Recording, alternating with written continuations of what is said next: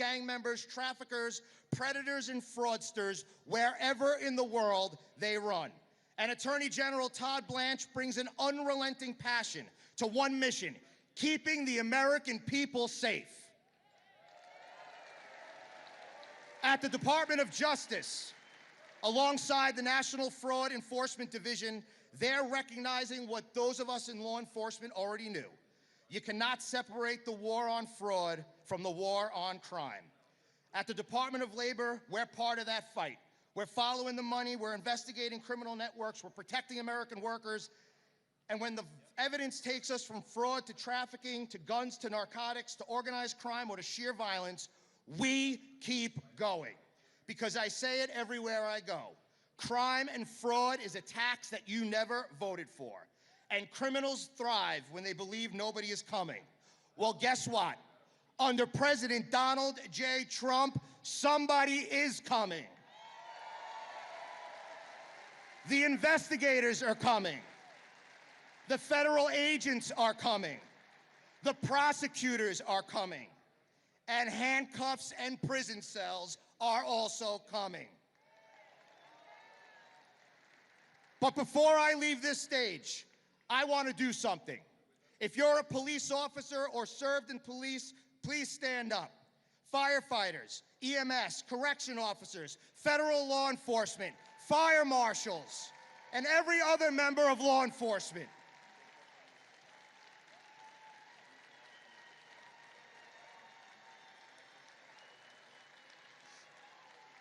And I want you all to look me in the eye. Look me in the eye, because everyone who will speak from this stage today, I am the only one who spent years in the uniform. I've walked to the unknown. I've stood beside cops and firefighters on their worst and best days. I know what it means when your family watches you walk out the door not knowing what the next call will bring. So I'm not telling you this as a government official or as a politician. I'm telling you this as one of you. Never forget who stood with you. Never forget who backed you when others attacked you. And never forget who believes that the men and women willing to run towards danger deserve the respect of their country. Donald J. Trump is the greatest friend to first responders we have ever had in the Oval Office. And Mr. President,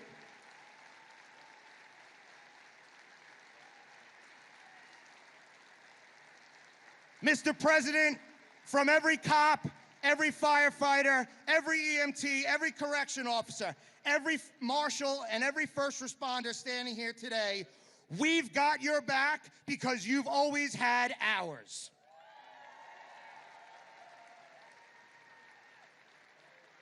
To all of you, may God keep you safe. May God keep you healthy. May God bless Long Island. May God bless President Donald J. Trump.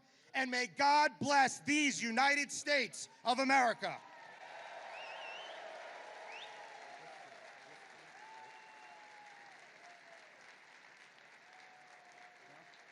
Ladies and gentlemen, please welcome to the stage, Town of Hempstead Receiver of Taxes, Janine Driscoll.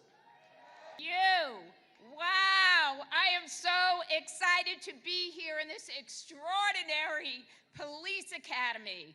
Thank you for your service. Who is ready to see the 47th President of the United States, Donald J. Trump? Woo! Looking across the aisles, I see thousands of hardworking and dedicated patriots who love their faith, family, and they love this country as much as I do. I have to tell you, it fills my heart with so much pride and joy to stand before you as a representative of America's largest township, the town of Hempstead, as your receiver of taxes.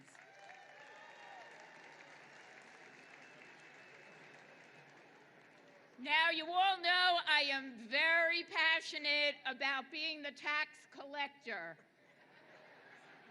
I work very hard to lower your tax burdens. I work with the senior citizens. I work with the veterans. I work with everyday Americans like my family, because we shouldn't overpay to the government our hard-working earnings.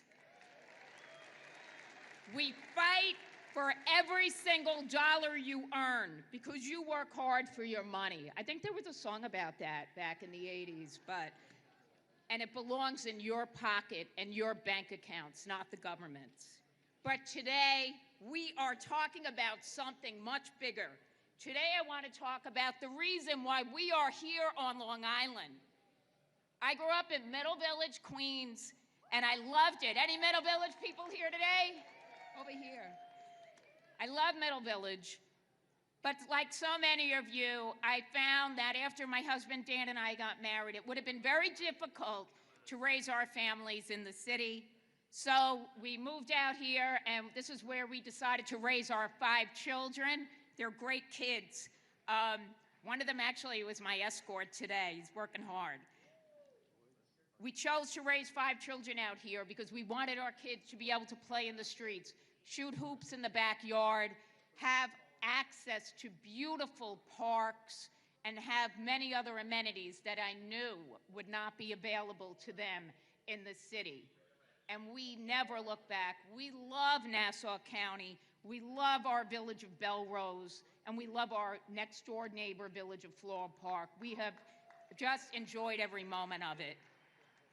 Every single day, though, I literally look right across the border. My village borders New York City. And as much as I love New York City, it really breaks my heart to see what's going on there. We watch as the radical far-left politicians like Zoran Mamdani push dangerous, defund the police agendas, soft on crime bills, and upside-down policies that put repeat offenders and violent criminals first, and law-abiding citizens like you last. We see hardworking small business owners forced to lock up toothpaste and deodorant because of all of the shoplifting. We see subway platforms turned into absolute danger zones. We see chaos, lawlessness, and disorder taking over streets that used to be safe. So today, I want to send a clear, undeniable message to those radical, lunatic politicians sitting in City Hall and Albany that pro-criminal, soft-on-crime agenda is never, ever coming to Nassau County. Certainly not on my watch, not on Nassau County Executive Bruce Blakeman's watch, and definitely not on President Donald J. Trump's watch.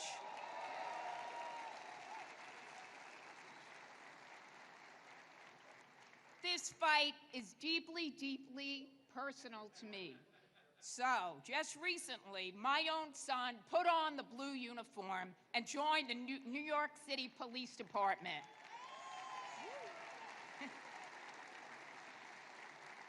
He's in the Police Academy. So I know there are mothers, fathers, spouses, friends, family out here today who have loved ones serving in law enforcement. You know that exact feeling that I'm talking about when someone steps out the front door to go to work as a law enforcement officer. We worry, we love them, we want them to come home. So I will soon join those who pray for the safety of their loved ones in law enforcement who wear that uniform. And I am so proud of my son, but of course I worry. And it breaks my heart. Honestly, as a mother of 5, it makes me absolutely furious that my son and his brave brothers and sisters in blue will step out onto the streets of New York City with elected officials, including their own lunatic mayor, and see that they do not have their backs.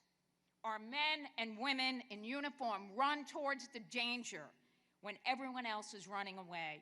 They put their lives on the line for complete strangers every single day. And they aren't just public servants. They are heroes, plain and simple.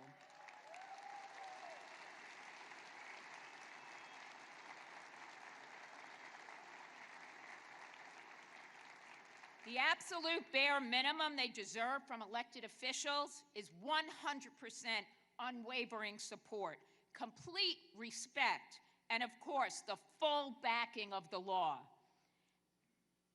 That is why we are all standing here today to thank a leader who has never, ever backed down from standing up for the men and women of law enforcement, President Donald J. Trump.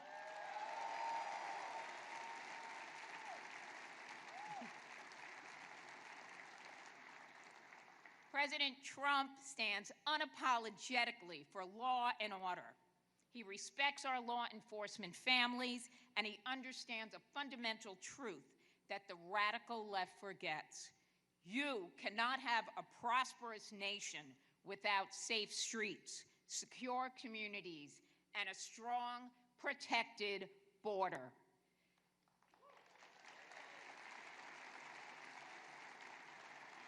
And President Trump understands what hardworking families are going through right here on Long Island under the weight of runaway inflation and high costs. When President Trump brought forward his bold economic solutions like no tax on tips, no tax on overtime, that was a game changer for most Americans, especially us here in Nassau County. A group of working class Americans suddenly saw some hope. For our waiters, waitresses, and service workers hustling through double shifts and to buy groceries and clothes for their kids, or a young police officer working overtime just to make ends meet. This really makes an impact on their lives. We keep every single cent they earn in their hands, and they deserve it.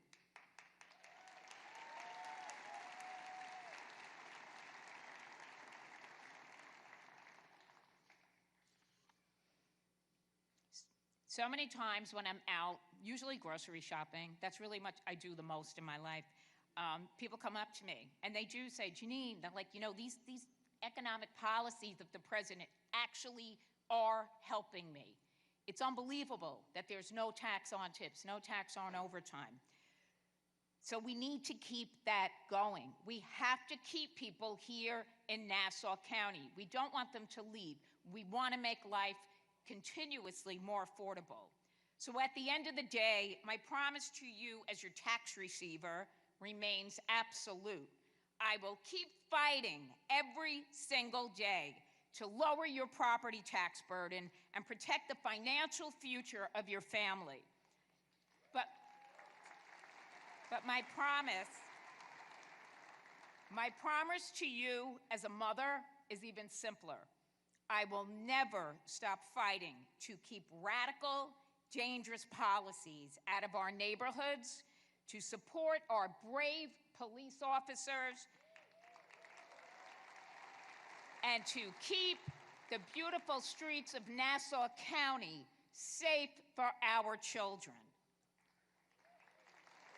We stand together for law and order. We stand together for safe neighborhoods, and we stand for secure borders. And together, we will keep the town of Hempstead the absolute best place in the world to work, live, and raise a family. So, I want to thank you all for coming here today. May God bless you all. May God bless the USA. And God bless our brave police officers who protect us every day. Thank you.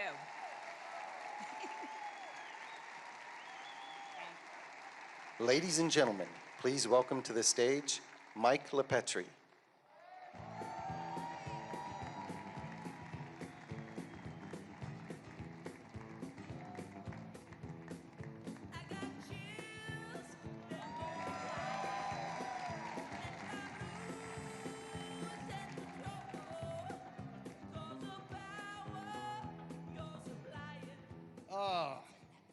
Hello, Nassau County. How we feeling? There we go. We got President Trump in the house. Get ready for what's ahead. Good afternoon, all. My name is Mike LaPetri. I'm an attorney, former New York State Assemblyman, and your Republican nominee for United States Congress in the 3rd Congressional District, which has become one of the top target seats in the nation to flip. Right now, this seat is occupied by none other than two-faced Tom Suozzi. He says one thing, but ooh, down in Washington, he stabs you right in the back with his votes. When Republicans pushed and passed legislation to fund law enforcement and implement voter ID, he votes against it. When Republicans push to keep boys out of girls' sports, he votes against it. When Republicans lifted the SALT tax cap to provide real financial relief to middle-class families, he voted against it. All the while, Tom Suozzi made millions upon millions of dollars trading stocks while in Congress. And when it came time to ban stock trading in Congress, well, I see over there Sid Rosenberg, he voted against it. Ladies and gentlemen, when it comes time to enriching the lives, the people of the 3rd Congressional District and Americans all across this country, rather than himself, Tom Suozzi is against it. But, I offer the people an alternative.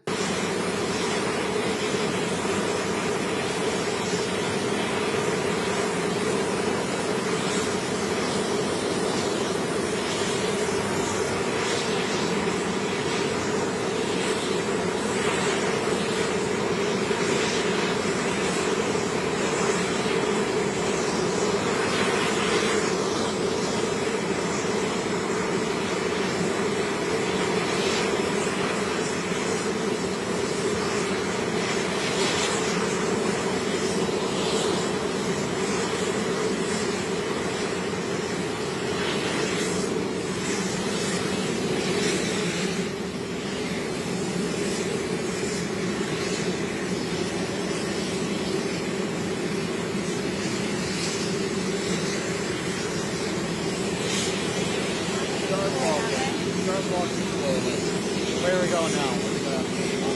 That door. Number 4 usually. They tell us, I think. Whatever. Yeah.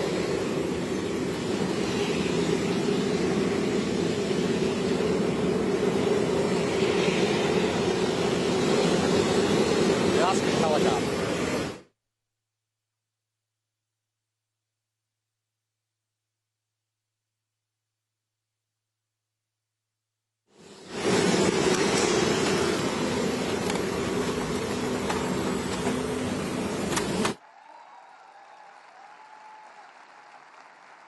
And let me now just say a special thank you to our Nassau County Executive and future Governor, Bruce Blakeman, who has followed these principles in tandem with the Nassau County Police Department, who have made Nassau County the safest county in America. God bless you all. Thank you so much, because in Nassau County, sanctuary cities will not exist. On Long Island, we cooperate with ICE. In America, we 100% back the blue, and here we protect our families. Together, we make tomorrow a brighter day. God bless you, and God bless America.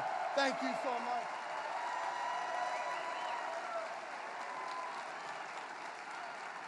Ladies and gentlemen, please welcome to the stage Congressman Andrew Gar. It is great to be here with you all. First, I want to thank President Trump for his leadership and his commitment to strengthening law enforcement across this country. I also want to thank County Executive and our next governor, Bruce Blakeman.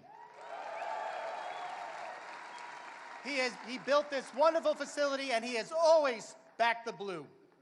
And finally, I want to thank Commissioner Ryder, the Nassau County Police Department, and all of the officers and families here today.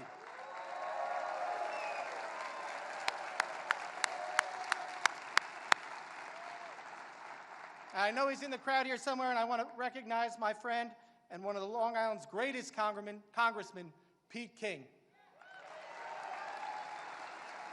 He spent decades fighting for Long Island and standing with our police and our first responders and making sure New York had the resources it needed in the aftermath of September 11th. I am proud to follow him as chairman. As someone who was born and raised on Long Island, I'm honored to be here with the men and women who have dedicated their careers to serving the place I call home. Representing Long Island in Congress and serving as the chairman of the Homeland Security Committee, it is an honor. One of the most important responsibilities I have is making sure we keep our promises to the men and women who have sacrificed for this country.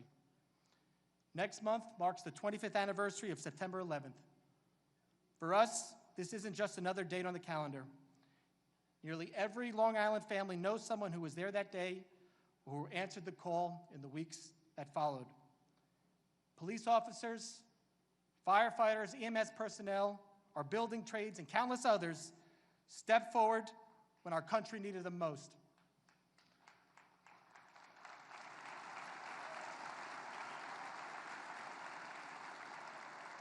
We will never stop standing with the men and women who answered the call on September 11th. That's why I've led the fight to protect and strengthen the World Trade Center Health Program so they can continue to receive the care that they need and that we promised them. Thank you. But I want to thank President Trump for continuing to stand with our 9/11 responders and survivors, and for signing this critical law into funding into law. It continues a commitment he made during his first term when he signed permanent authorization of the September 11th Victim Compensation Fund into law. He stood with 9/11 community then, and he continues to stand with them today.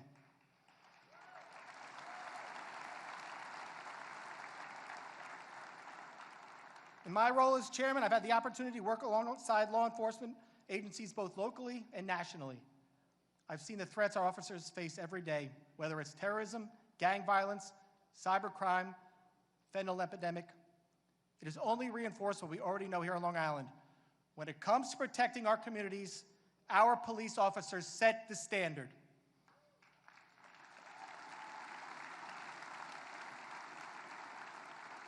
One of the greatest challenges we face is the flow of dangerous drugs and criminal organizations exploiting our borders.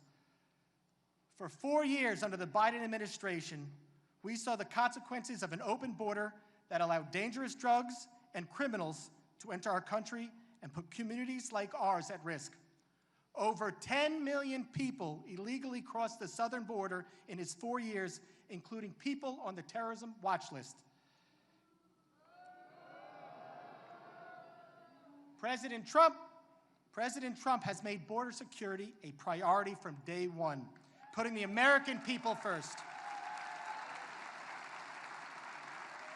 Since President Trump took office in 2025, we have seen historically low legal border crossings, and there have been 0 people paroled into this country.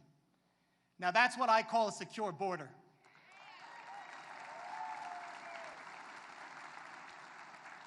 As chairman of the Homeland Security Committee, I'll continue working every day to strengthen our homeland and to support the men and women who keep our communities safe, and to make sure another 9/11 never happens again.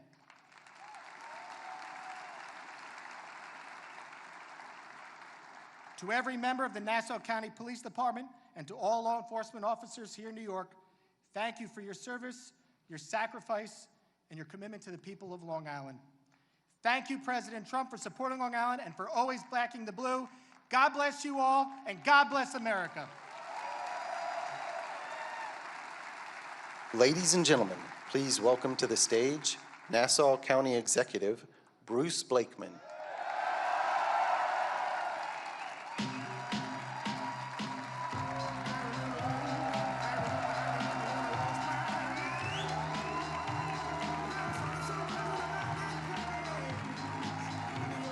Thank you all. Thank you very much.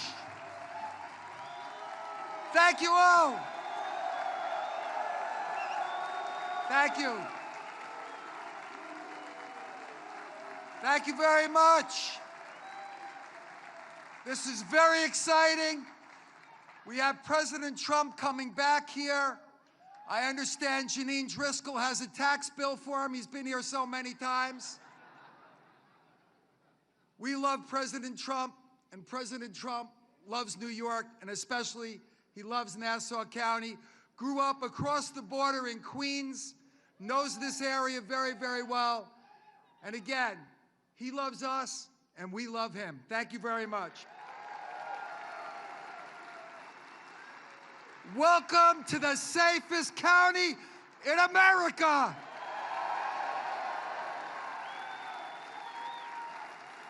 We've got some great law enforcement professionals that are with us tonight. First of all, you don't know this, but I found out, I did a little of my own investigative work, and I found out that Todd Blanche's wife is from Nassau County. Let's hear it for our Attorney General, Todd Blanche, in the house tonight.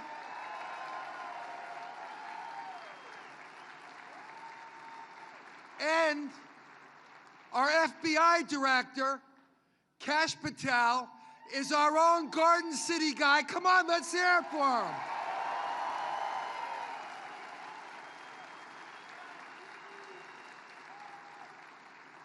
I look around, I see the sheriff of Madison County, my running mate, a Syracuse law enforcement professional, highly decorated Todd. Where are you, Todd?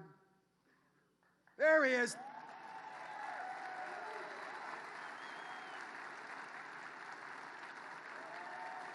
Tommy Shevlin's in the house. Bill Borgignon, Ricky Frasetti, and let's hear it for all of them, and Pete Lilly from our corrections officers. Zach Sheena's with us, a criminal rights activist. Where's Zach? Stand up, Zach. Good to see you, brother.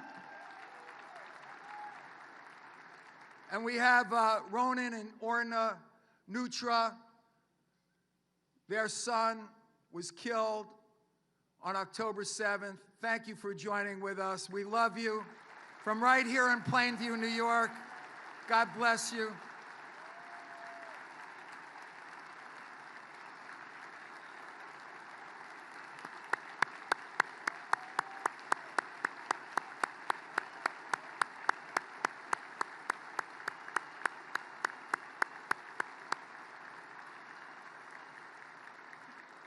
Thank you so much. Joe Cairo's in the house. Where's Joe Cairo? Where is he? Joe Cairo, thank you very much. And also, we have with us so many great New Yorkers that are with us today. How about, let's hear it for the first Chairman of Homeland Security, Pete King. Where's Pete?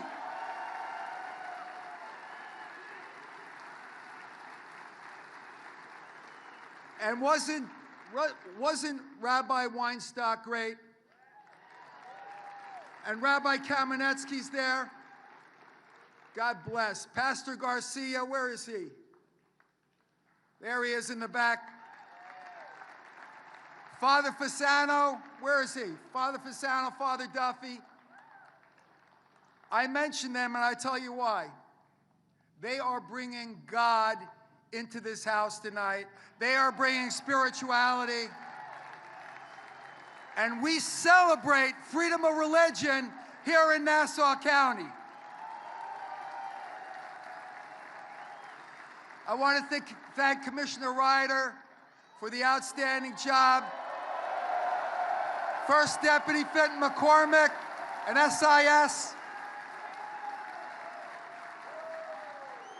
And how about our police officers, corrections officers, deputy sheriffs, our cadets, our volunteer firefighters?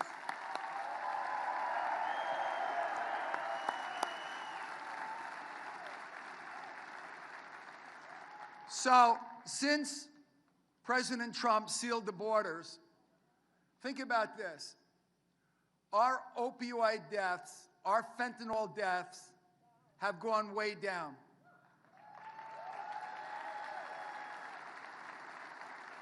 Overdoses are way down. What does that mean? You see, they talk about the narrative with ICE this and ICE that. What does it mean? What it means is that we don't have to read about in the newspaper another family that's lost a child to fentanyl. That's what it means. You know, Nassau County has the most comprehensive agreement with ICE in the United States of America. And what have we been able to do? What have we been able to do? In 1 year, we removed 2,000 illegal migrants with criminal records ranging from attempted murder, rape, burglary, robbery, carjacking, drug dealing, gang activity. And you know what? Kathy Hochul and Zoran Mandami, they said that our agreement with ICE was cruel. First of all, we removed those people who would commit crimes in our county, our region, and our state without raiding one church, one daycare center, one school, one hospital. Because we cooperated with our federal law enforcement partners, we were able to do it in an orderly way. But they say that we're cruel. You know what's cruel? There's an 18-year-old girl, Sheridan Gorman, who was gunned down in Chicago with the same laws that we have here in New York State. She was a New Yorker. She was from Westchester. The cruel thing about that, their family will sit at Thanksgiving with an empty seat this year. She won't be home to open her Christmas presents under the tree this year. Her family is in agony. They're in pain. That's cruel, Kathy Hochul and Zoran Mandami.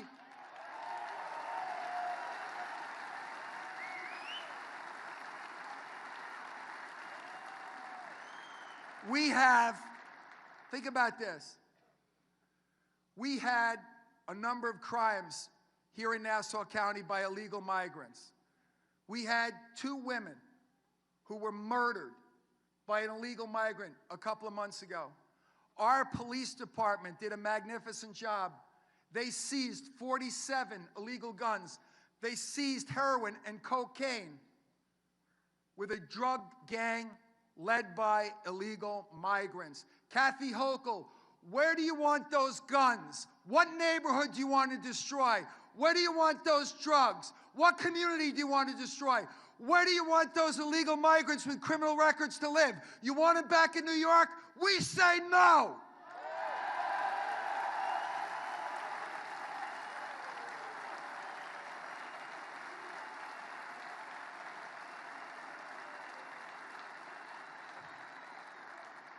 Again, I want to thank President Trump for coming to this beautiful David S. Mack Intelligence and Training Center. Where's David Mack? Thank you for your generosity, sir. May God bless you. And the Harry Singh Bola Training Village, state-of-the-art, the best in the world. Where's Harry? Thank you, Harry. So listen, when President Trump was here at the Nassau Coliseum, he told me it was the loudest rally he had ever been to. A janitor that worked at the Coliseum since it opened, said to President Trump on the way out, that was the loudest crowd that he had ever heard, including Game 7 of the Stanley Cup. So listen, I promised President Trump that if he came here today, that he would meet people of every race, religion, ethnic group, people of all abilities and lifestyles with one common goal, safer communities. And I said, Mr. President, this will be the loudest crowd that you've heard this year. So you're going to help me? Let's practice. You're going to help us? May God bless you all, and God bless America. Thank you.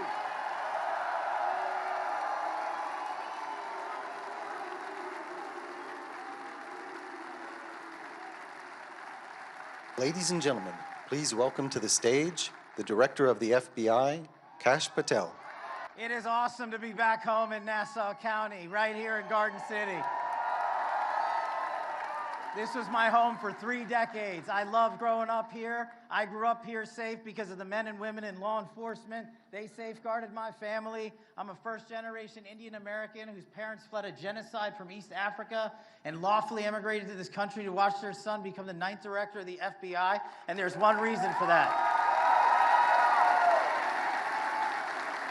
I'm living the American dream because of the men and women in law enforcement, because these guys kept us safe every single day when we didn't ask them to. They didn't care where we came from. They didn't care about the color of our skin. Thank you from the bottom of our hearts. You guys are the bravest warriors on God's green earth.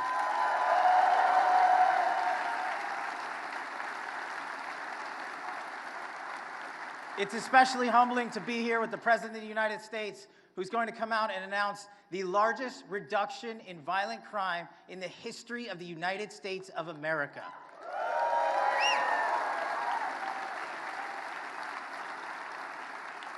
President Trump, thank you for backing law enforcement. Thank you for funding law enforcement. Thank you for loving law enforcement. Thank you for relentlessly pursuing the mission of justice with the warriors of justice across this country. The men and women of law enforcement love you, and that is why we are seeing these historic results around the country, to include a 20% drop in the national homicide rate, to include a 20% reduction in drug overdose deaths, to include violent offenders seized from around the world. This FBI has led the charge to arrest 8 of the top 10 most wanted fugitives on planet Earth in the last 16 months under President Trump.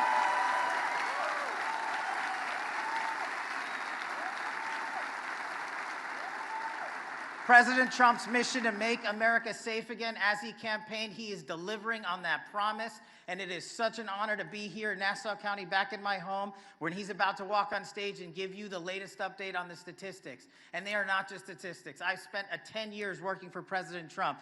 He reads about each and every case that we work on. He feels the pain of those that have lost loved ones. He does not let it lay aside. He takes it home with him. He demands that myself and our amazing Attorney General, Todd Blanche, go to work every single day to make sure that American lives are safeguarded, that no more of our kids are harmlessly and recklessly annihilated by opioids or by illegal immigrants or by gangsters or narco-traffickers. President Trump, you have succeeded in restoring law and order to the precipice it should be on. The men and women in law and order across this country have partnered with the federal agencies, including the FBI and our prosecutor partners at the Department of Justice, to apprehend twice as many violent offenders in the last 16 months as they did in the last 2 years of the Biden administration alone.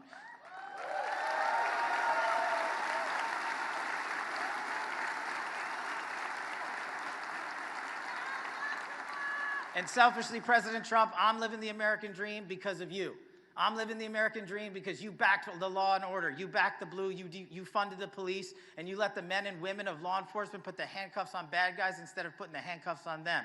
So we are going to continue this mission together. We're going to carry forward the mission of crushing violent crime and defending the homeland. We are going to be relentless pursuers of justice. We are going to safeguard our communities. We are going to save our kids. And thanks to President Trump's brilliant leadership, the American dream is not a dream anymore. It is a reality. I'm living it. We're living it together.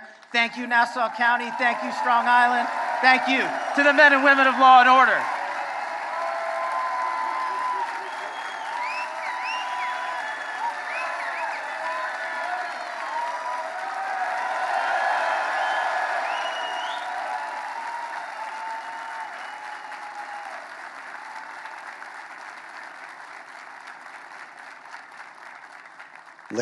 Ladies and gentlemen, please welcome to the stage United States Attorney General Todd Blanche.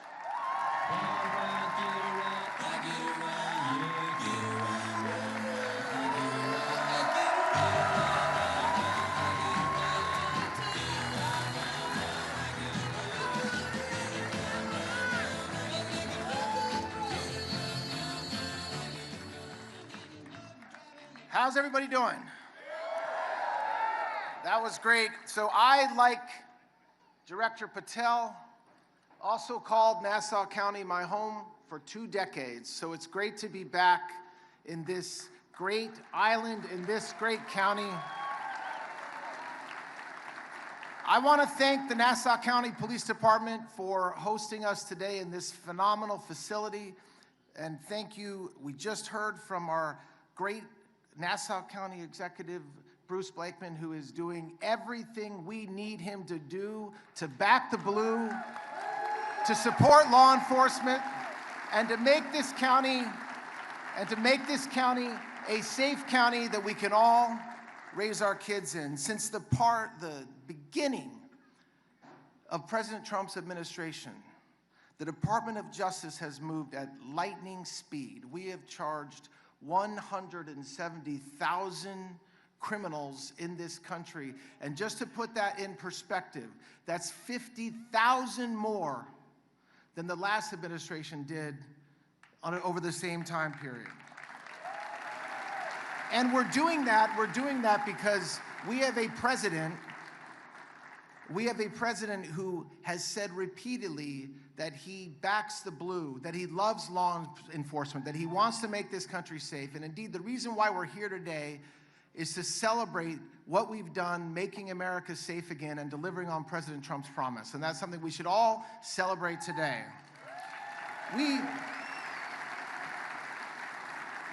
The Department of Justice, for starters, is dismantling foreign terrorist organizations and drug cartels.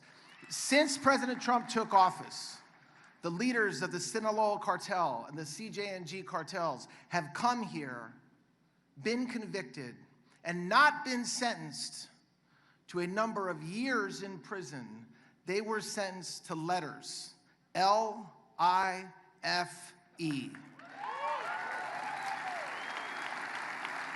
And we are not stopping with the leaders of the cartels. We're going after every single drug dealer, every single person who helps deal poison and sell poison in our community, whether they're laundering the money, whether they're facilitating the transfers. And that's something that is a whole of government approach.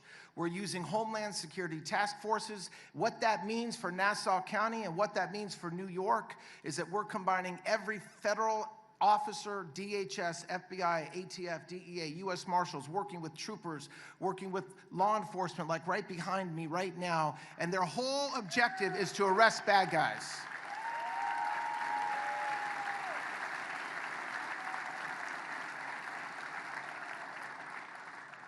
As Kash just told you, it is hard to overstate the effectiveness of what we did in 2025. The first year of this administration, we saw the largest decrease in violent crimes in 100 years. And what that shows you, it shows you what happens when you have a leader, when you have President Trump empowering all of us, empowering me, empowering federal law enforcement to partner with our state and local cops, sheriffs, everybody. It happens when you back the blue every step of the way. My administration, in my Department of Justice, if anybody touches a federal law enforcement officer in any way inappropriate, we will prosecute them to the fullest extent of the law.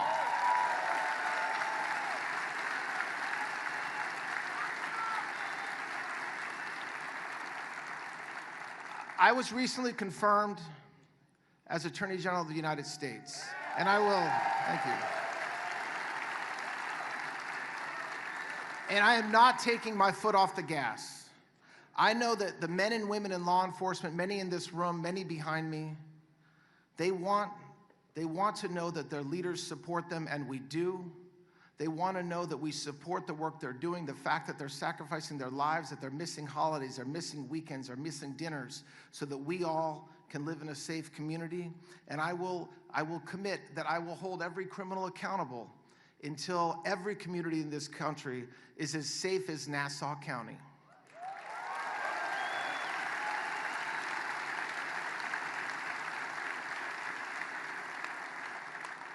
So I am the last speaker before the main event, President Trump. And I am thrilled and honored and humbled to be able to spend a few minutes with you today, but I know that you are not here to hear from me. And so I will end by saying, first of all, thank you if you are a member of law enforcement like you guys. Thank you if you have a loved one, if you have a brother, if you have a sister, a parent, a son, a friend who's a cop. The next time you see them, tell them thank you on my behalf, because it is truly an honor to lead the Department of Justice, but I know that the work that I do is really nothing compared to the men and women in law enforcement do every day. So I want to thank you guys for being here today. I want to thank President Trump for his leadership, and I want to tell you, God bless America, God bless the blue, and God bless everybody in this room. Thank you very much.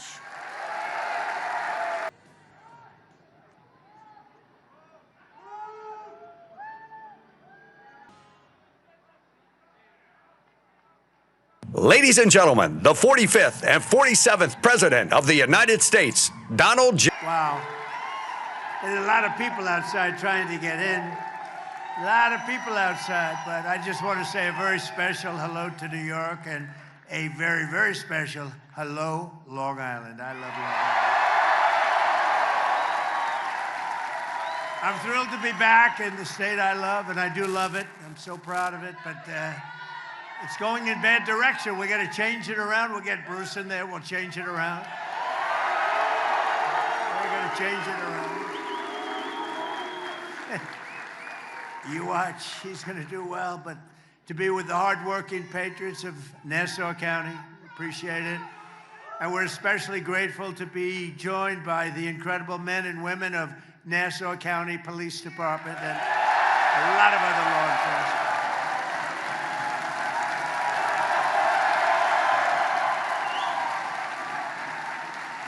I've known them a long time. There's never any problems, I'll tell you. They're winners. They're just winners, pure and simple. And thanks as well to your brothers and sisters in New York's finest, the New York PD. We love our New York PD. And we're here today to celebrate the historic progress our administration is making together with law enforcement partners nationwide to restore law and order in America. Very simple. A very simple phrase, isn't it? And with these professionals, it's a very easy thing to do. You have to give them, you have to let them do their job. That's all there is. You won't have any problem.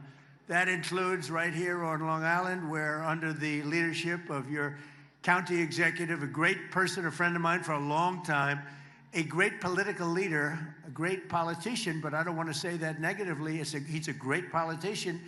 He wins all the time. He won in a big surprise like 8 or 9 years ago. I remember I said, man, that's tough for you to win in that location. And then he's won in landslides ever since, and he's a winner, Bruce Blakeman.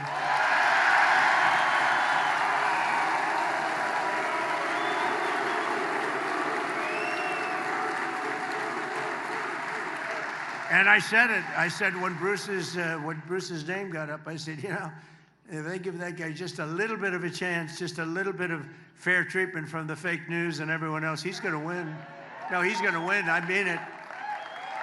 But under Bruce, think of this. Nassau County has been rated the #1 safest county in the United States of America. That's not bad. That's not bad. Think of that, the #1 safest county in the United States of America. There's, I think, 6,700 counties. That's not bad, Bruce. Just keep it up. Do a little bit better next time. How do you top that? U.S. News and World Report gives you a perfect score in terms of crime, 100 out of 100. And under the Trump administration, we're working every day with leaders like Bruce and local police like we have here. We have some of the greatest police officers in the world in this room. And a lot of them, unfortunately, they're standing outside trying to get in. Should we let them in? I don't know. We don't have any room, but let's let them in anyway. Who the hell cares? Who cares? Let's let them in anyway. But dangerous offenders off our streets, and they've taken them, they've brought them off our streets, put savage criminals behind bars, and you know what they're doing? They're making America safe again. They've done a fantastic job. And in the past 4 years before I took office, our country was overrun by violent criminals. I mean, you remember just a couple of years ago how bad it was, right? It was really bad. Foreign gangs, savage thugs with Biden. Sleepy Joe. What a horrible 4 years. That was 4 years in hell. We lived in hell. With Biden and the radical left Democrats. We call them Democrats now because their policies are so dumb.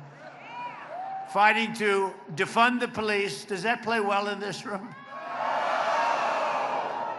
Is there anybody that's in favor of defunding the police in this particular? You'd be afraid to say it if you were. And wide open borders with millions and millions of people pouring in from all over the world, including prisons and jails and mental institutions, insane asylum. You know what that is? That's a mental institution on steroids. You know that. They come from both, including 11,888 murderers, many of whom have killed more than one person. More than 50% killed more than one person. And we took them in with open arms. How stupid could we be? But we're getting them the hell out. They're moving out fast. We're getting them out, and you're helping. And the biggest problem we have, the biggest impediment we have are sanctuary cities, you know, where they protect criminals. It's called a sanctuary for criminals. We ought to change the name, a sanctuary for criminals. But the day I took the oath of office as your 47th president, we ended the border invasion. By the way, we have the best border now in the history of our country. We ended the war on police.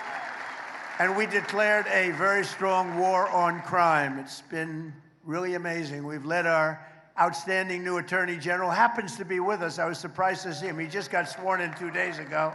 Todd Blanche, he's going to be a legend. Where's Todd? I know him very well. I know him for a long time. He's going to be the greatest maybe ever. And we had some good ones in the country. I think he's going to go down. He's got a shot at being the greatest ever. If he remains tough and strong, he'll never change. Are you going to change your ways? I don't think so.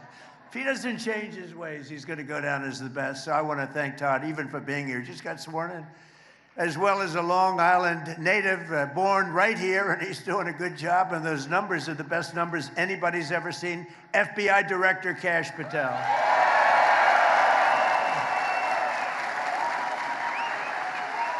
Best numbers anybody's ever seen on crime. And with your help, last year we achieved the largest drop in murder rate ever recorded, the lowest level in 125 years. That's since the year 1900. That was before my father was born. He would not have liked me saying that because he always liked to say he's quite young. But he wouldn't have liked that. Think of it, 125 years ago, we broke the record. It's amazing. It's amazing. So I just want to thank all of the people in this room. And today I'm thrilled to announce that the FBI has just released a new uniform crime report showing that in 2025, we achieved the single largest reduction in violent crime in American history.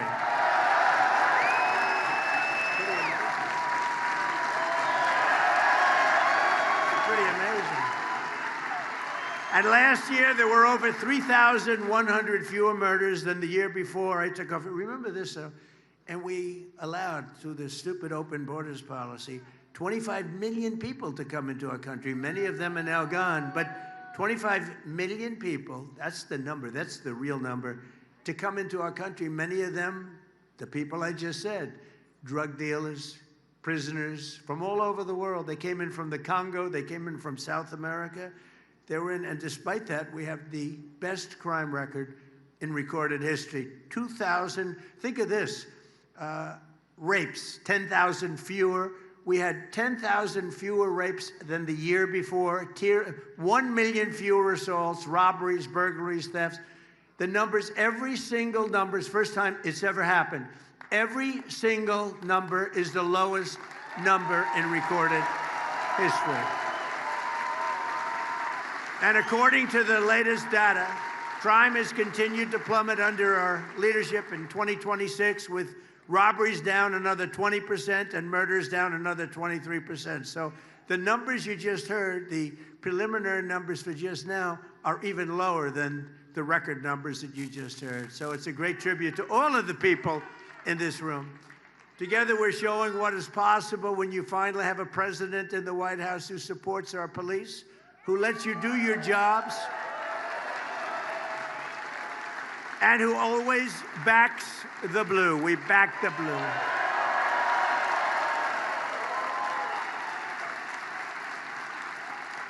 And you know, and I have been from the beginning, long before I ran for office. Who would have thought 10 years ago? I've been doing this for now a long time, but not that long if you think I'm president, if you think.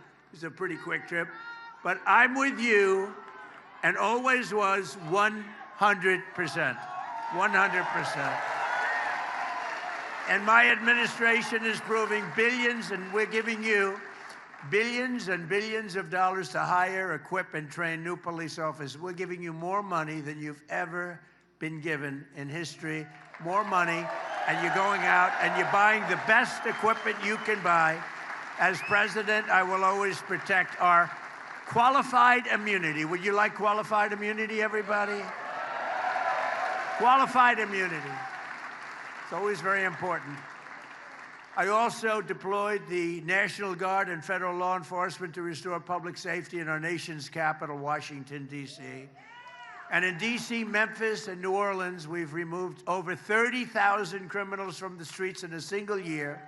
In Memphis, crime is down 71%. In New Orleans, crime is down 75%. And in D.C., crime is down 81%.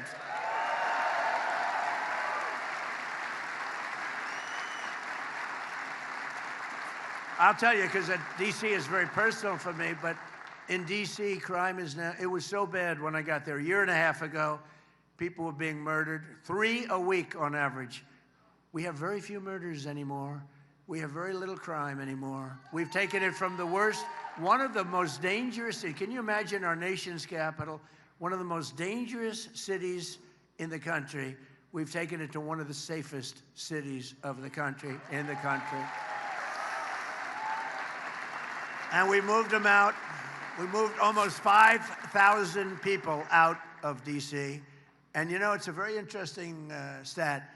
2% of the people create 91% of the crime. I love that stat because we can handle 2% of the people. If it was 60% of the people, we got problems. It's 2%. They're repeat criminals, sometimes 3-4 times a day with this cashless bail stuff. They repeat. They go into court. The judge says, all right, you can go, and they go out and create another crime. But think of it, 2% create 91% of the crime, and that's something we handled very well. We moved out in Washington almost 5,000, in many cases, career criminals. They're not there anymore. And every day I come to the White House, people are thanking me. Thank you, sir. Thank you. Thank you, sir.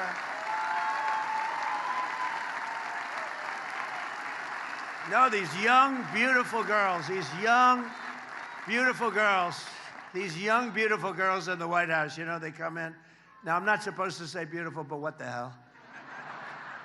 These young, these gorgeous, beautiful girls, they want to be safe, and they come, Mr. President, may I speak to you? Yes. Thank you, sir. Thank you.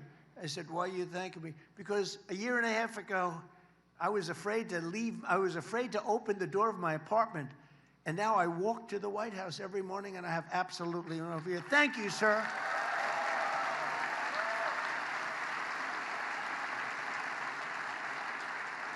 Now I get it all the time. Men, women, older men, younger men, and older women and younger women, they're all saying thank you, and I know exactly what they mean. We lived in a hellhole. 2 years ago, we were in a hellhole, and now we have one of the safest cities, and it should be safe. It's our nation's capital. We represent the whole universe, frankly, because there's nothing like the United States. Look at what we've done.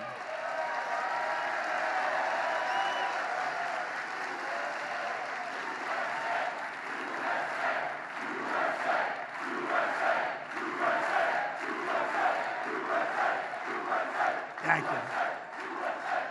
And you know, for other cities like New York, Chicago, LA, all they have to do is call us, and we will stop that crime. We'll stop that horrible crime. We come in with the right people. We come in with the power to move people out of the country if they're here illegally, and a lot of them are criminals that were let in through that open border, that horrible. Remember the scene? Remember the scene? Well, you saw it the other day in Spain, right? Okay, now envision that. They allowed 65,000 people in. Now you remember 25 million people. We were worse. That was like that every single day in our country, and that went on for months and months. And then we had a border czar, as you remember, Kamala. She was the border czar. She never went to the border. And she never once called Border Patrol. Other than that, she did an excellent job. She was a great candidate. I think they should run her again. She was a great candidate. But since I took office, federal law enforcement has arrested incredibly 1.2 million criminals nationwide, and bad ones. We want to make sure we get the bad ones. And we've increased federal criminal prosecutions by over 50%. And under the Trump administration, the FBI has nearly doubled its arrest for violent crime. The violent criminals are being arrested, and that's why you see the good crime numbers. I mean, you're seeing crime numbers even in places that do not do, let's say they don't have good leadership, like Chicago has very bad leadership, but we have the numbers down because of what the federal government's doing. We get no credit for it because they say, well, we get no credit for it. They like to take all the credit, but everyone knows we've done an amazing job. The U.S. attorneys and the FBI, all the people, Kash and Todd has been unbelievable. We get all the credit. And as of this week, we've captured 9 out of 10 fugitives on the FBI's most wanted list, and that's a virtual record. We have a list. We have a list of 10 not nice people.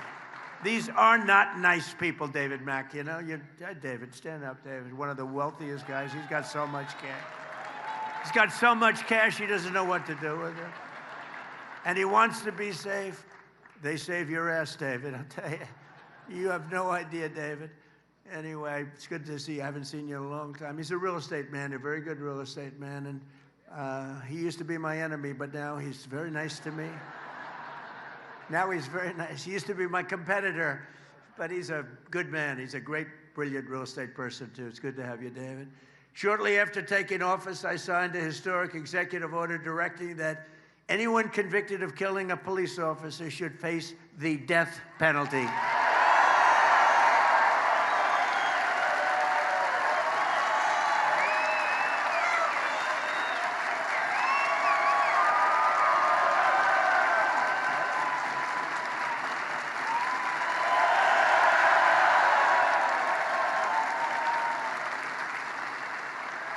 And last year, deaths of law enforcement, well, think of this, deaths of law enforcement officers in the line of duty fell to an 80-year low. That means people aren't playing games anymore. It's an 80-year low. Still too many, but it's an 80-year low. Despite all of our extraordinary progress to restore safety to every community in our land, the radical left, Marxists, the communists, they're communists. These aren't socialists. Socialists are no good, but communists. Remember I said at the State of the Union speech, the last one, we will not be a socialist country. I was right. They want to make us a communist country. They've skipped socialism. They skipped socialism. Can you believe it? So at least I was right. I like being right.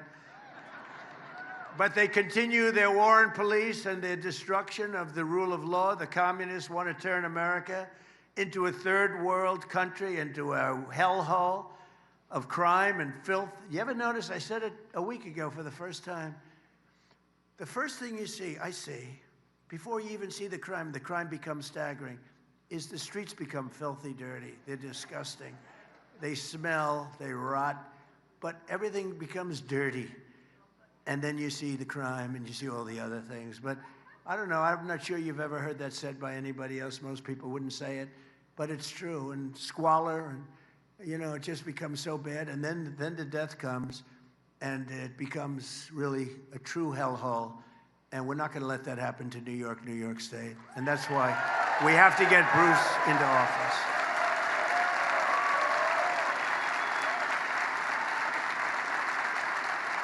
We got to get Bruce in there. Nowhere is the communist attack on American society more clear than here in New York State. The radical left Governor Kathy Hochul has been very, very bad on crime, a nightmare for crime. She supports New York's disastrous no cash bail law. You know, it all started, if you think about it, because I've been here for a long time. I love this place, but it gets harder to love. It really does. But if you think, it really started with the no cash bail. Remember that? That was a Cuomo beauty, right? That was a Cuomo beauty.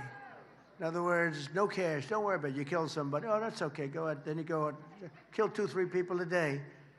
It's the craziest thing I've ever heard. And you can't, it's like men playing in women's sports. It's so crazy, you can't believe it.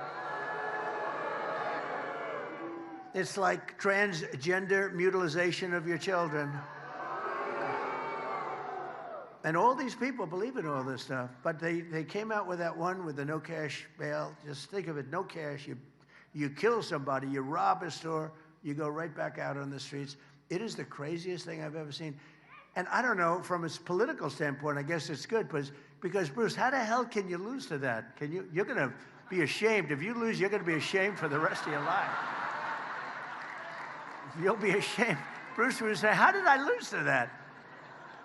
No, I mean, think of it. Open borders. Let's have open borders. Have the entire world pour into our country. 25 million people in 4 years. She supported the release of convicted murderers who killed New York City police officers. She wanted people that killed great police officers. One in particular in Long Island, where I went to the funeral, and he just met the people that gave this law enforcement chapels, and rabbis, and met a whole group, and they were there, and they gave the most beautiful sermon, but they kill. These are absolute killers, and then you're not going to change them.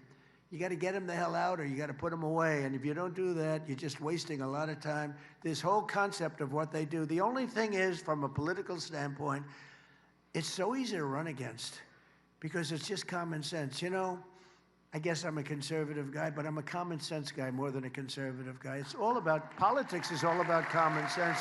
Bruce is a common sense guy. Bruce is a common sense guy. All of our Congress people that are here, you know, we have all our Congress people here. That's a big deal. I think if you said, would you rather have Bruce Blakeman win or all of your Congress people? I don't know, Bruce, I think I'm gonna have to give you up. I might have to take the Congress people. It's so important. Okay, they're very happy. She signed a law weakening the parole enforcement for convicted felons, really weakening it. She spent millions and millions of dollars providing taxpayer-funded lawyers to illegal aliens. If you weren't an illegal alien, you didn't get a lawyer. But if you were an illegal alien, you got lawyers, and they were very good. They were radical left lunatics, but they were very good, very effective. She's in favor of the sanctuary city. She thinks the sanctuary cities are wonderful, which are killing our country. And less than 3 months ago, Kathy Hochul signed a deadly and seditious new law making New York a so-called sanctuary state. So she took it from the city to the state. Meaning Kathy Hochul wants to release migrant criminals from jail and set them loose on innocent New Yorkers all over. Every street has people that are not supposed to be here. And the reason they left their country is a lot of bad reasons. You know, I know a lot of the leaders of these countries. They're very smart. More than smart, they're street smart, very street smart. And they don't want these people. So what they did is they sent them into the United States of America through the open border. And people like Kathy Hochul, they want to keep them in New York. We don't want to keep them in New York. We don't want them. We don't want to take a chance. Yeah, maybe they'll get better. You know what the chances of? About 2%. Maybe they'll get better. But Hochul and the radical left stand with the gang members, child predators, violent felons. We stand with hardworking New Yorkers. We stand with the great people of law enforcement.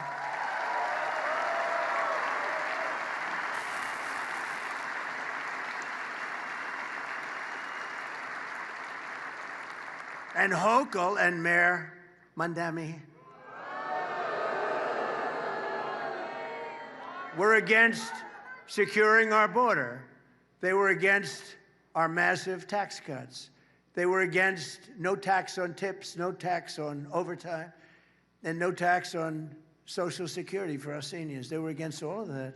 They fought it like hell. Is that right, Congressman? Am I right? Nick, right? they fought like crazy. I mean, we didn't get one vote. We have no tax on tips, no tax on overtime, and you cops get a lot of overtime, obviously. You get a lot of overtime. I made you a lot of money, but you deserve it. And no tax on Social Security. Think of it for the seniors, and a lot of seniors. Is anybody happy about that, seniors? Are you happy about it? Let me do a quick poll. If you had your choice of only having one, clap for the one you like best. No tax on tips. No tax on Social Security for our seniors.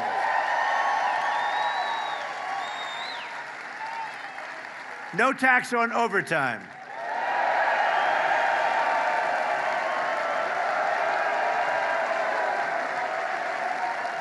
I know. I knew the one they'd like the best.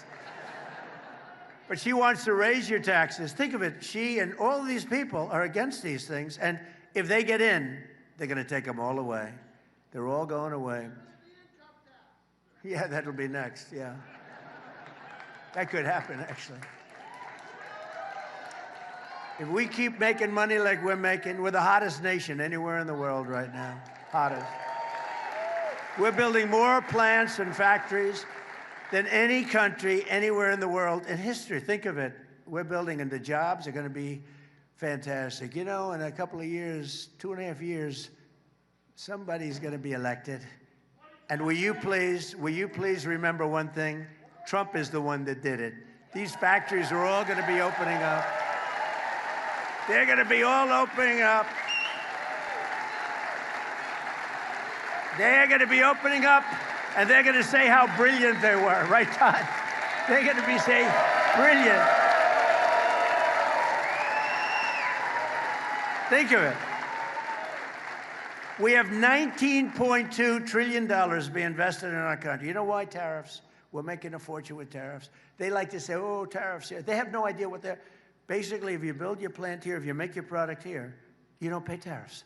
If you make your product in another country, I say, I want you to pay 50%. We don't want your product if you make it. So they're all moving in, and they're spending $19.2 trillion so far. It's actually more than that, because that's as of the first 13, 14 months, and it's been a little bit longer than that. But think of the next governor, and think of the next for your state, but more importantly, think of the next president. Your next governor is going to say, what a great job. You know how many factories and places are being built in all of the states? And your next president is going to say, what a great job I did. He'll be sitting around watching television, a real stiff. Unless you vote Republican, of course. But no, they'll be sitting, say, darling, look at the great job I did. I don't know what the hell's happening, but this country is good. I'm telling you, we have the hottest country anywhere in the world. $19.2 trillion is more than invested ever in history in any country.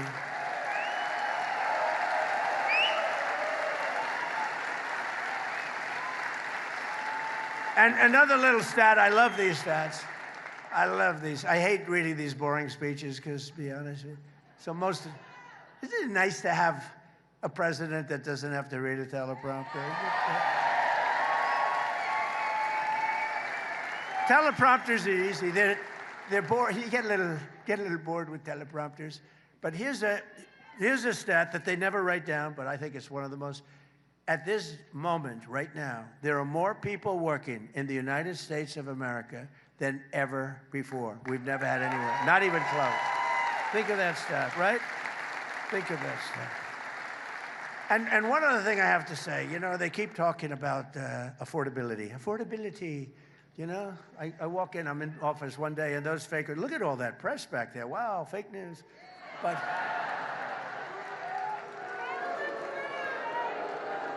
But they keep talking about affordability. When I got in, you remember the first news conference, it was one day, they started screaming, what about eggs? What about eggs? Eggs. I said, tell me about eggs. What's the problem? They're up 5 times higher than they were just a year ago. I said, I've just been here one day. And then they started screaming affordability. And, you know, I made the statement, but they always misread it and everything else but I said, the Democrats saying that is a hoax because they're the ones that cause the affordability. We're bringing the prices way down. Look at what's happening, coming way down. And after we finish defeating Iran, which is being very badly defeated, pretty soon I'll be declaring the Hormuz Strait a territory of the United States.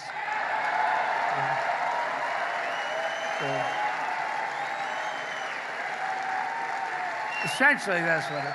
We have the blockade. No ships get through unless we want them to. But, and how about Venezuela? Venezuela was a one-day war. And now we work great with them. We've taken in millions and millions of barrels of oil. But we're doing really good. We're doing good in every way. You know, I built the military, and now I used it a little bit more than I wanted to, frankly, but that's okay, because we cannot let Iran have a nuclear weapon. Do we agree? Can't let it.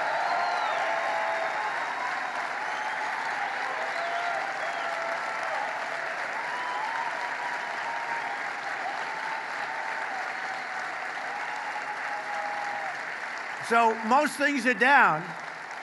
And I had, you know, before I started that, I had to make a journey. I said to my guys, I said to Howard, Scott, Marco, they're all fantastic. What a great group we have. But I said, fellas, we had just had the best month anyone's ever had as president.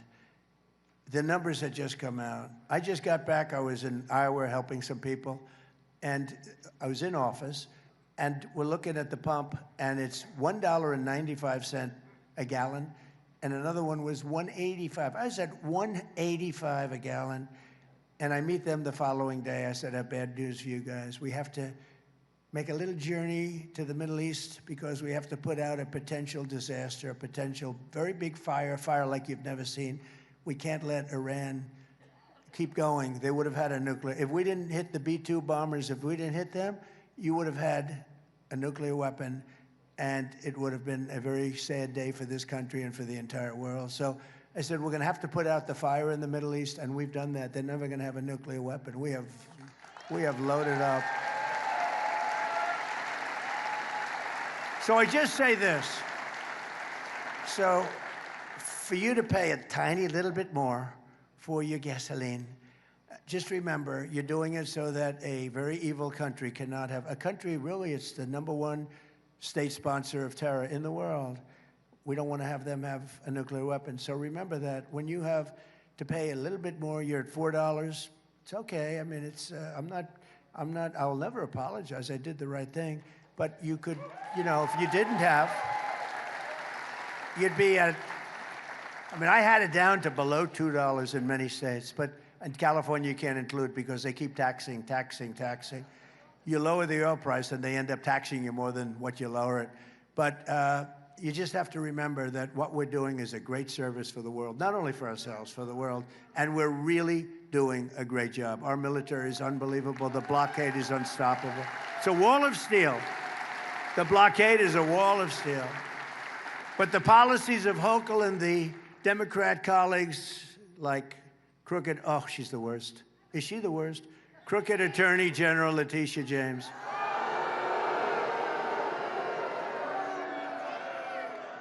She is the most dishonest, a real slob.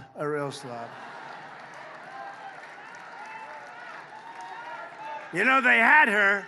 She got off on a technicality. They had her, but she got off on a technicality. But let's see what happens. You remember when she was campaigning and we will stop Donald Trump. She's not supposed to say that. She's the Attorney General. We will stop. She didn't know anything about me. But she campaigned on we will stop Donald Trump. Well, I think I'm hearing, am I here as president? Yeah. She's, by the way, Letitia James is a disgrace to law, order, law enforcement. She's a disgrace. She's a dishonest person, very dishonest, very crooked person. Remember, I used to say that about James Comey. I was right. These are dishonest. These are dirty cops. You know the expression? You got dirty cops, too. Letitia James is essentially a dirty cop. And you have a person running, who I just met today for the first time, and I've endorsed her, running for Attorney General. Where the hell are you, ma'am? Where are you?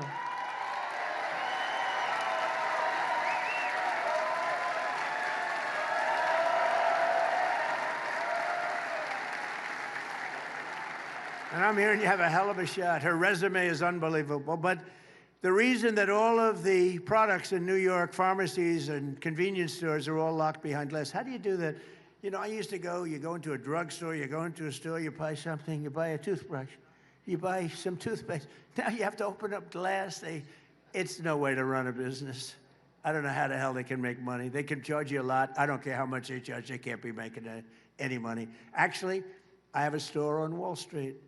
And they said, sir, we're not going to make it. We're not going to make it. I go into the store. This is before I left. I go into this. It's a drugstore, well-known, big brand, good store, beautiful store, right across from the New York Stock Exchange in the building. And beautiful, everything. Everything's beautiful. There's only one problem. I walk into the store. I said, what's going on here? Every shelf has glass on it, and it's got a lock and a key. I said, why do you do that? How do you live like that? You want a toothbrush, or you want a little toothpaste, or you want to get a little Dove soap. You know, you have nice skin. You want Dove. You can pour it gently on your face. Keep your skin very nice. You want a little of that good hair that can puff up your hair a little bit more, so it makes you look like you have 4% more hair than you had. They charge you a fortune. And you have to call the clerk. Sir, would you please help me? Yes, sir, I will. They open up a door at the last store, and they give you a bottle of shampoo. Give me a break. And that's because nothing happens to these criminals. Nothing happens to them. It's not like that in other places. It's not like that in other blue states, but it's not like that in Republican states, I can tell you that.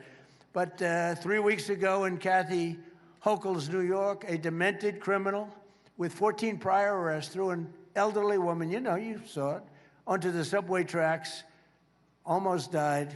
It was a miracle, barely lived. I mean, what's your definition of live? 2 weeks ago, a wonderful 12-year-old boy named Jacob Fritiz, you read about this one, was tragically shot and killed by a stray bullet fired by a repeat offender in a gun battle. He was having a gun battle with his friend, shooting bullets all over the place. Jacob was the son of a loving mom and a retired New York City police detective, and they are incredible people. And I think I heard that they may be with us today. Are you with us? May I introduce you? Please.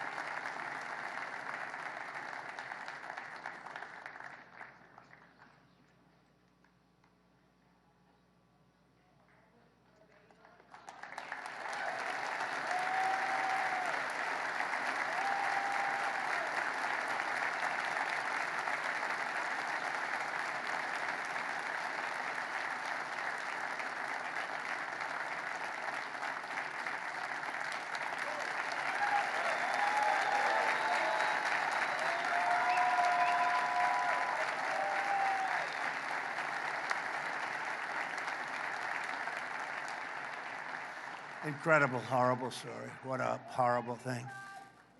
But we're going after them. I just said we're going after. These are bad, sick. They're sick people. They're sick people. Also with us is former New York PD officer Ethan Corey. Where is Ethan? Ethan Corey, who 3 years ago arrested an illegal alien criminal in New York City. Oh, that's the guy. I remember. I remember him. He arrested someone for endangering a child, only to watch that migrant criminal be released under the sanctuary laws that Kathy Hochul so fervently supports. And just imagine the anguish that Ethan felt when he learned that that same monster was arrested for murder and murdering a beautiful young nursing student who became a very famous person after her death, unfortunately, Laken Riley in Georgia. Now, if they had the proper laws, you did your job, you did it, but they just release this animal into the world.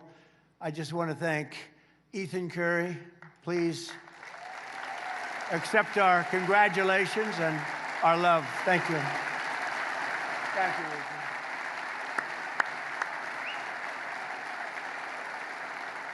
And he was devastated. He was devastated. We've been together twice, but he was devastated because he had the guy. It was all done, and they released him. And he said, "Don't release him, don't release him." Begged him, but they released him, and he went on. The following couple of days later, he killed Laken Riley. Thanks to our Republican majorities in Congress last year, it was my honor to sign the Laken Riley Act into law, helping us ensure migrant criminals are swiftly deported. It's been held up too. It's been people are following it very closely, but and we named it after Laken for a very good reason. The family was devastated.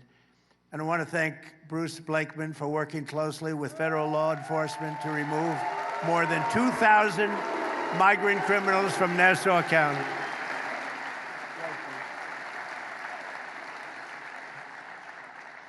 He removed 2,000 absolute total criminals. That's why your records are so good. That's why you're #1 in the whole country. I got to check that, Bruce. I don't know about that. But that's why you're #1 in the country. It's time for the people of New York to remind your politicians that their job is not to protect the criminals. Their job is to protect the good, hardworking people of New York.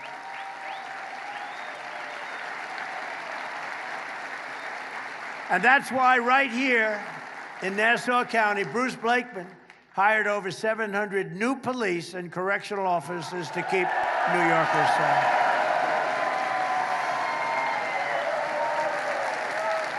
I don't know. Should we do this? Come on up, Bruce. Come on. Should we do it? Come up, Bruce.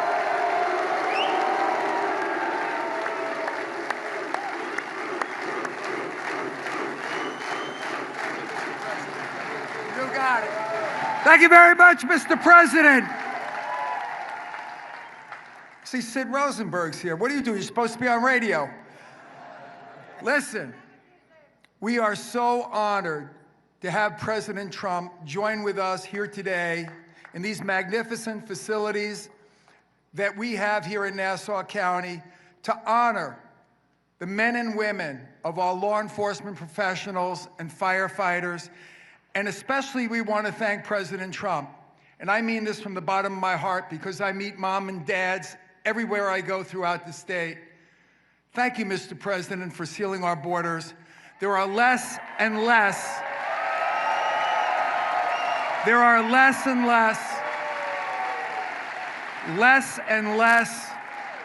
moms and dads that are burying their children from fentanyl and the illegal drugs that came through our porous borders during Biden-Harris. Thank you, President Trump, and God bless you for everything you do. We appreciate you. Keep going.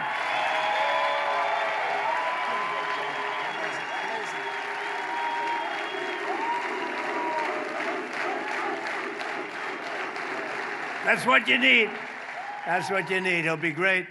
No doubt about it. A lot of times I'm with people and I'm sort of not very sure. I'm sure of this one. He's going to be great. The official communist platform calls for abolishing the police, abolishing prisons, abolishing qualified immunity, abolishing all immigration enforcement, and giving full amnesty to 50 million illegal aliens. How about that? One of Mayor Mondami's closest allies in New York, Daria Liza Avila. I've never heard of her. Who the hell is she? Called police pigs. They're pigs. She said, they're pigs. And she said that end policing, full stop. That's her campaign. That's what she says, end policing, full stop. The radical extremist has not been disavowed by Chuck Schumer, who's a Palestinian. He's a full-fledged Palestinian. In fact, I'm looking for Palestinian garb. I'm going to send it to him for his birthday. I know him very well. Or crazy Nancy Pelosi. She's totally crazy. If you got to know her, you'd say she's crazy.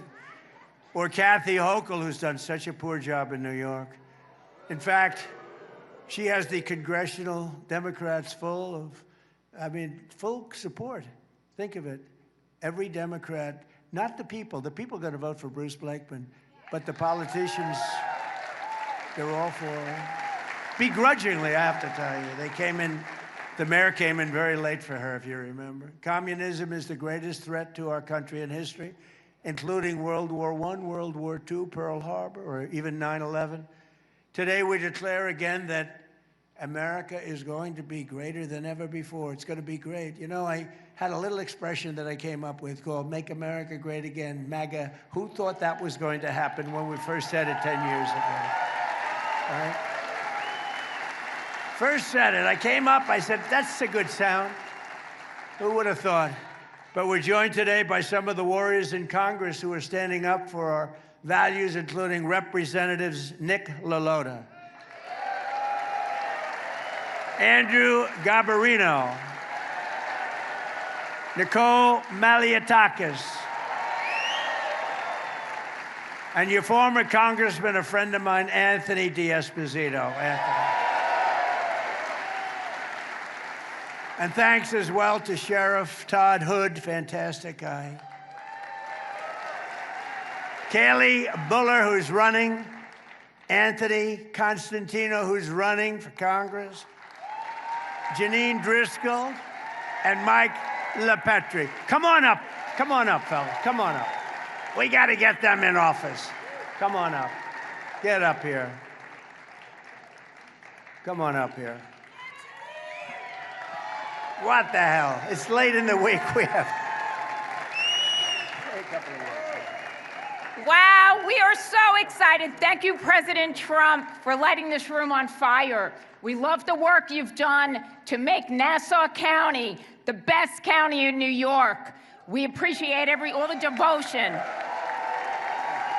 And thank you for coming here today to support us to keep the Republican agenda going in Washington.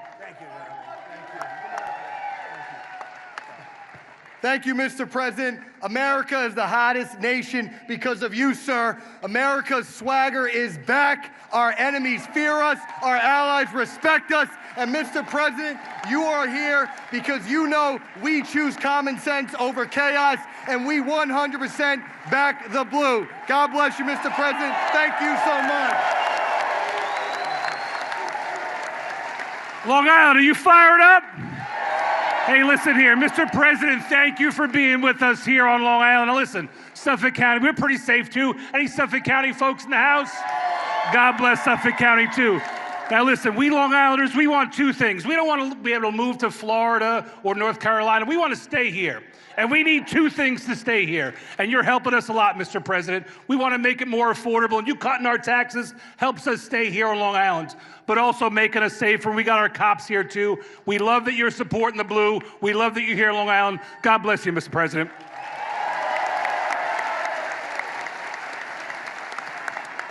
Hello, Long Island. How we doing? All right, are we ready to elect Bruce Blakeman the next governor so the entire state can be safe?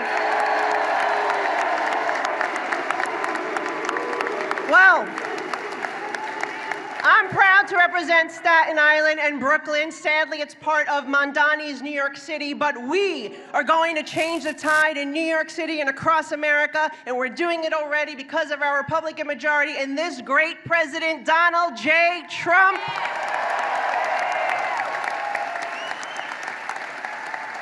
My mother fled communist Cuba, and we will never allow that to happen here in the United States, the greatest and freest country in the world. Thank you, and God bless.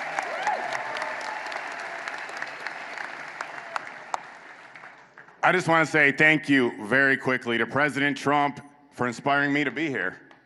I wasn't a politician until very recently. I saw what he did for our country, stepping aside from his incredible business, and I decided I wanted to do the same thing because of him. And I tell you this, I think I'm still an objective person. Bruce Blakeman called me an anti-politician, so I have a clear message to everybody in New York State. Democrat, Republican, Independent, you have no choice anymore but to vote Republican, vote Bruce Blakeman, vote every Republican you can find, because the Democrats are destroying our state.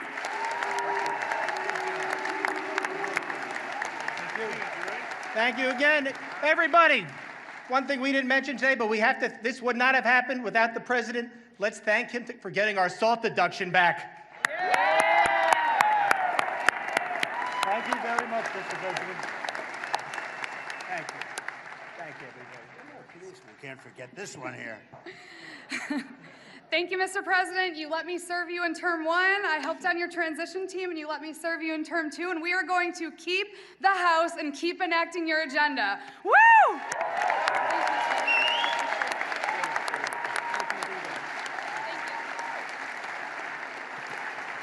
Thank you very much. They're fighters. What you need is fighters. Also with us is New York Republican Party Chair Ed Cox. Where's Ed? Thank you, Ed. Good job. You got a hot one going, Ed. A friend of mine for a long time, Nassau County Chair Joe Cairo.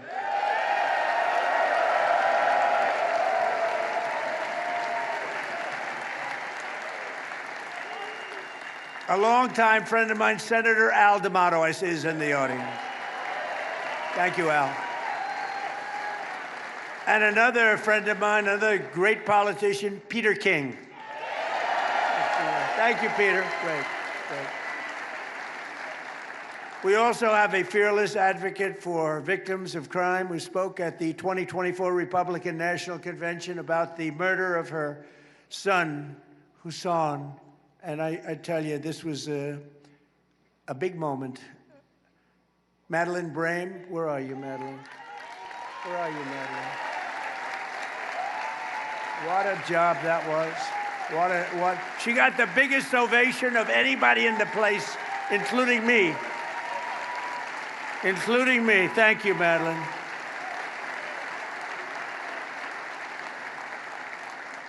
Thank you very much. She got a hand for 5 minutes. They were applauding you and the job because they got to know you on television, talking about your great son, and I appreciate it. Along with another passionate advocate for crime victims and a survivor of very violent crime, Jasmine Robles. Thank you. Thank you, Jasmine.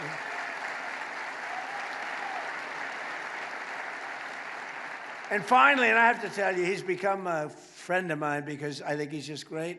I used to watch him on television in a slightly different mode. He was a comedian, I guess, an actor. He's sort of everything, and now he does some of the best commentary of anybody anywhere in the world, talking about the Civil War, talking about everything having to do with patriotism. Kelsey Grammer.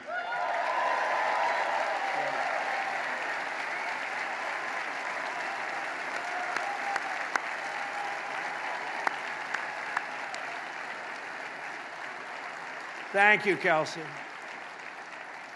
I don't know what it is, you know. Originally, he made me laugh. Now, that doesn't easily go into civil wars and all the other wars he talks about, but you are really, maybe it's the voice, maybe it's the look, probably the voice. Must be the voice. But he's a great guy. There's nobody like him. Under the Trump administration, America is winning again, and America is respected again all over the world. We're respected like never before, and that's because I put America first. We're first, and we're first in terms of many countries. When they need help, they call America. I don't always give it because sometimes they haven't been very good to us. You know, NATO wasn't there for us, by the way. You know, NATO was not there for us. We pay all that money for so many decades, money, money, money. We say, yeah, give us a hand. Well, sure, we'd rather not. But we remember. We inherited the worst border in the history of the United States, so we quickly turned it into the most secure border in the history of our country. We took the worst border, and within a 60-day period, we turned it into the best. And I did it twice. If you remember, I did it in 2016, and then they let it go. But the 2016 border was nothing compared to the border we just had. That border was horrible, what they let into this country. The 2016 was like a secure border by comparison, what we just had to go through. And we did it fast. Remember, they said you couldn't do it, you couldn't secure the border. I did it in really 30 days. 60 days became perfect, but really 30 days. And you know the only difference? Because they said you have to go back to Congress. Yeah, I didn't go back to Congress. The only difference is you had a different president. That's the only difference. In the past 15 months, a historic record of 0 illegal aliens have been admitted into the United States. And we take people in, but they have to come in legally. They have to come in legally. And it was just announced that the total number of attempted illegal border crossings is down by 94%. And by the way, water crossing, you know, for the drugs, 97% down.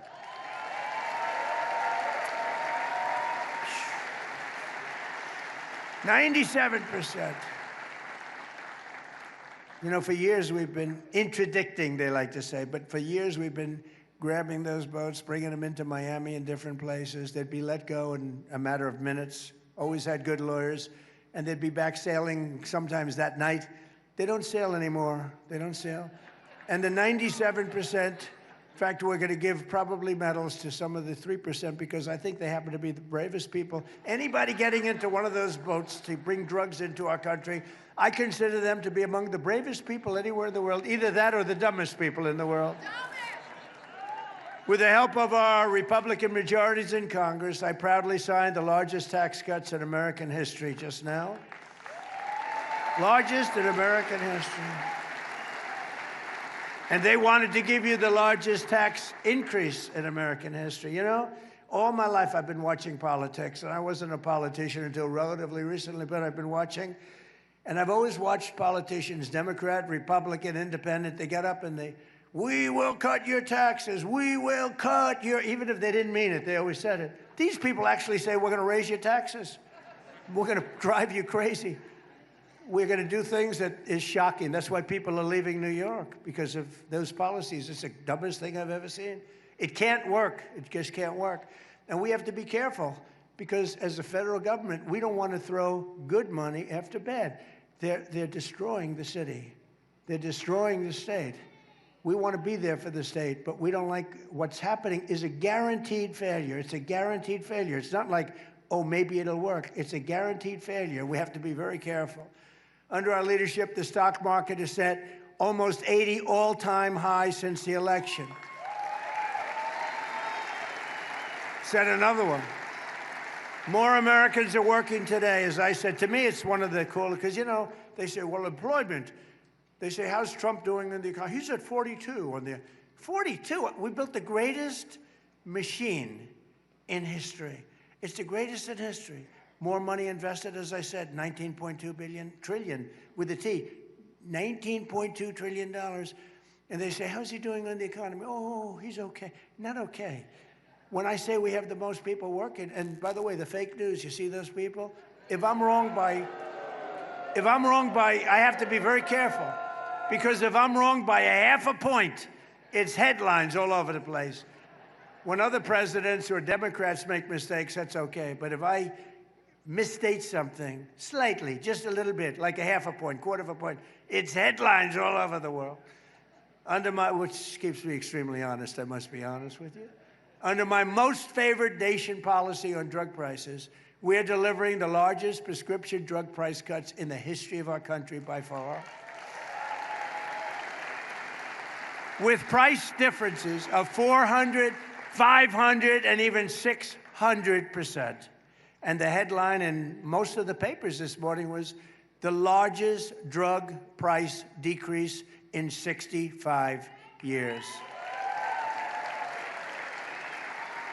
And that alone should win us the midterms, really. That alone, because that reduces health care, reduces everything. For decades, Americans paid the highest prices for prescription drugs. We paid more for prescription drugs than anywhere in the world, and now we pay the lowest price anywhere in the world for prescription drugs. And I could tell you how I did it, but it's too boring.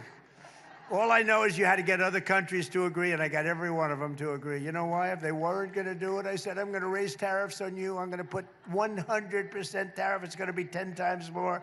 Sir, we'd love to do it. We'd be honored to double our prices. They had to double their prices in order for us to get the reduction. But think of that, 400, 500, 600%. We should win the midterms on that alone. We're making the largest ever investment in the United States Armed Forces. Our armed forces are the best in the world.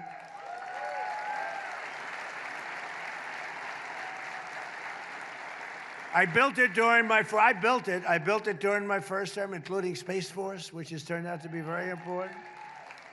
And now we're using it.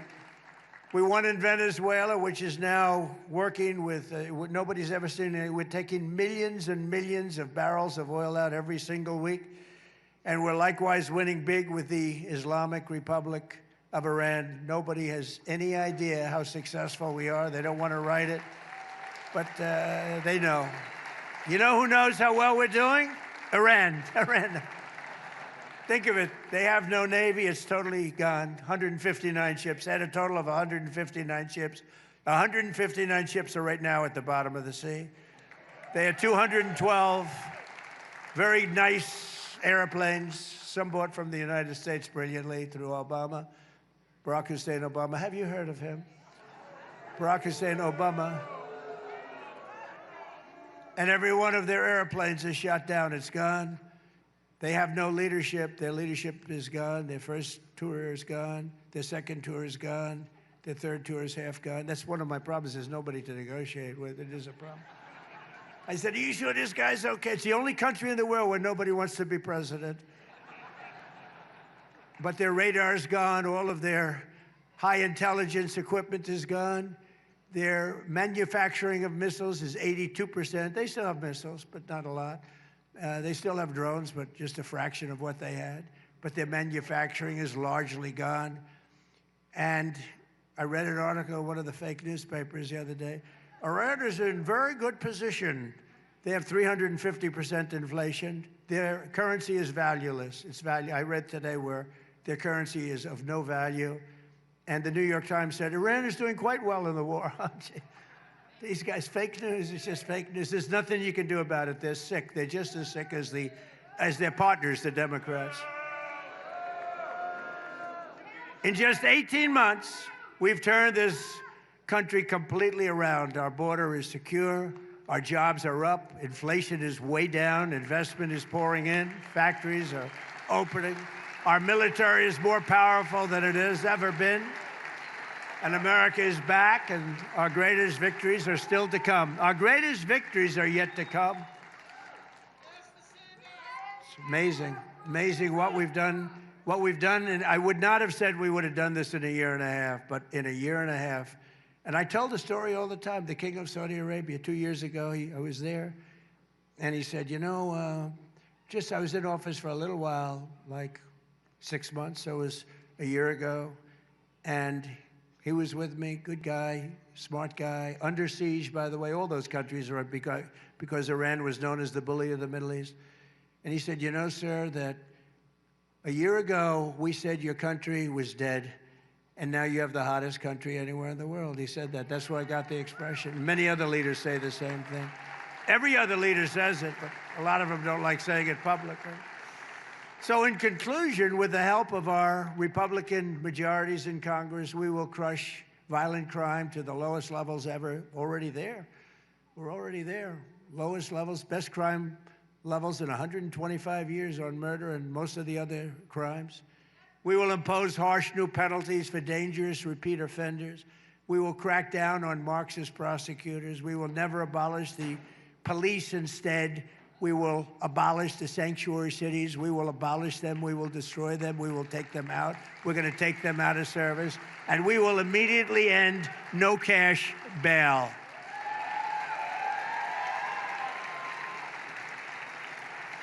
We will pass the great health care plan to stop all payments to big insurance companies. You have to understand, the insurance companies are totally controlled, 100%. They're totally controlled by the Democrats, and give the money directly to the people. They give billions and billions of dollars to insurance companies. We're giving them directly to the people. You go out, you buy your own health insurance, and you have money left over. You end up with better health insurance. So you're going to get better health insurance at a lower cost. And finally, we will pass the Save America Act to defend our sacred American elections.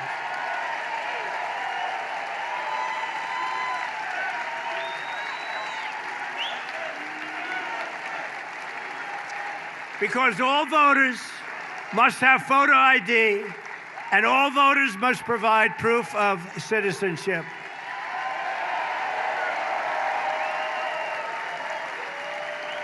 Have to do it. We have to do it. And mail-in ballots, we're going to make them so secure you have no idea. If you want to stay home, you can do it, but we got to make them secure because they are crooked as hell. So thank you. Thank you very much. And we'll also enshrine permanent law. There will be no men in women's sports, and there will be no transgender surgery for your children. No more.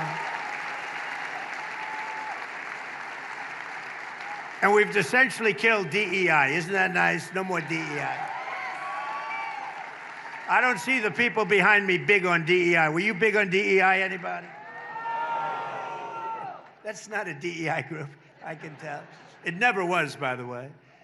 So, ladies and gentlemen of Nassau County, the golden age of America is upon us. It's the golden age. We've never had anything like it. And together with your help and patriots all across this magnificent land, we will make America powerful again. We've already done that. We will make America wealthy again. We've already done that. We will make America healthy again. We're trying to do that. We will make America strong again. We've done that. We will make America proud again. We've done that. We will make America safe again. We've largely done that. And above all, we will make America great again. Thank you very much. God bless you. God bless you. Thank you, everybody.